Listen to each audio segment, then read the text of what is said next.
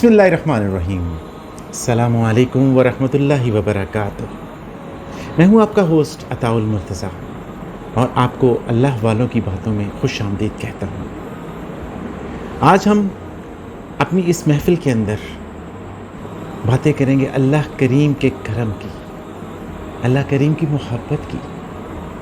کبھی آپ نے غور کیا کہ اللہ تعالیٰ نے کتنی کروڑوں اربوں مخلوقات بنائی اور اس میں سے ایک مخلوق کو اپنا محبوب بنا لیا، ایک مخلوق کے لیے کہہ دیا کہ میں اس کو دنیا کے اندر اپنا خلیفہ بنانے جا رہا ہوں، اور وہ مخلوق ہے ہم۔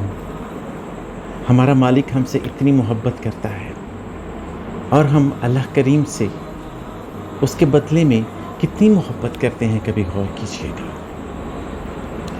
آج میں اپنی بات کو ایک مثال کے ساتھ شروع کرتا ہوں۔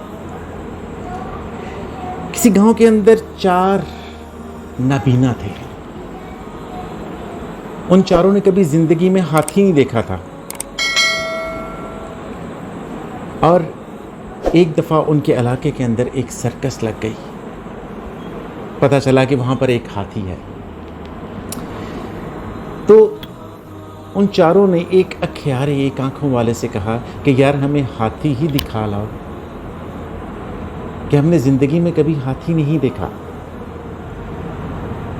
تو اس آنکھوں والوں نے ان کا ہاتھ پکڑا اور ان چاروں کو لے کر جا کر ایک جگہ پر جہاں پر ہاتھی بندھا ہوا تھا ان کے پاس کھڑا کر دیا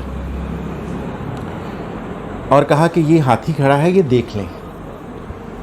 اب آپ کو پتہ ہوگا کہ جو نابینا ہوتے ہیں وہ چیز کو چھو کر محسوس کرتے ہیں کہ یہ کس طرح کی ہے، یہ کس طرز کی ہے، یہ کس انداز کی ہے۔ اب وہ بیچارے 4 نابینا تھے، چاروں جہاں جہاں کھڑے تھے وہیں انہوں نے ہاتھی کو تھام لیا۔ ایک کے ہاتھ اس کا پیٹ آ گیا اور اس کو محسوس کرنے لگا۔ دوسرے کے ہاتھ اس کی ٹانگ آ گئی، اس نے اس کو پکڑا اور اس کو پکڑ کے محسوس کرنا شروع کر دیا۔ تیسرے کے ہاتھ اس کی سونڈ آ گئی اور چوتھے کے ہاتھ اس کی دم آ گئی۔ اب ہر کسی نے اس کو اپنے ہاتھ سے محسوس کر کے دیکھا کہ یہ ہاتھی ہے کس طرح کا۔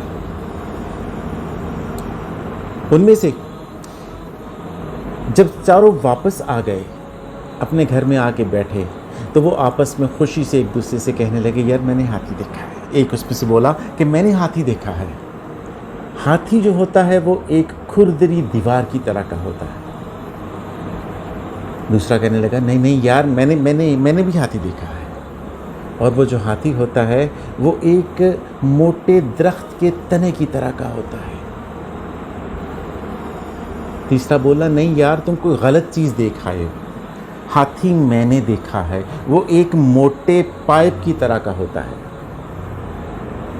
چوتھا بولا نہیں یار تم تینوں کسی غلط چیز کو دیکھ آئے ہو، ہاتھی میں نے دیکھا ہے، اور وہ ہاتھی جو ہوتا ہے نا وہ ایک موٹی رسی کی طرح کا ہوتا ہے۔ تو پیارے سامعین، ہاتھی چاروں نے دیکھا، لیکن جس نے جہاں تک دیکھا اس کو اس کی وہاں تک سمجھ آئی۔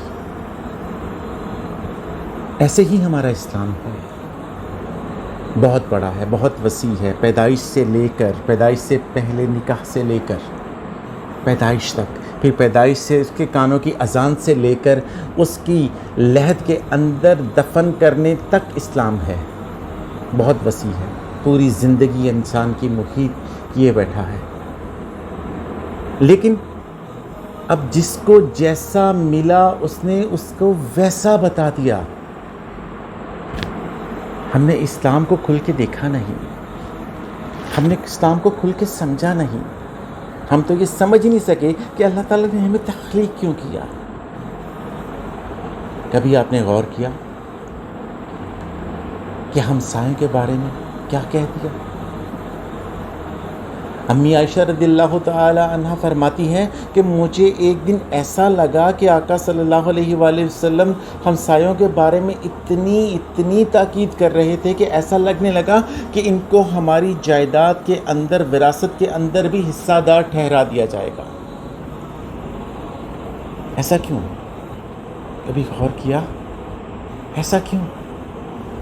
کیونکہ وہ محبتیں بانٹنے والا رب ہے، وہ محبتوں کی باتیں کرتا ہے۔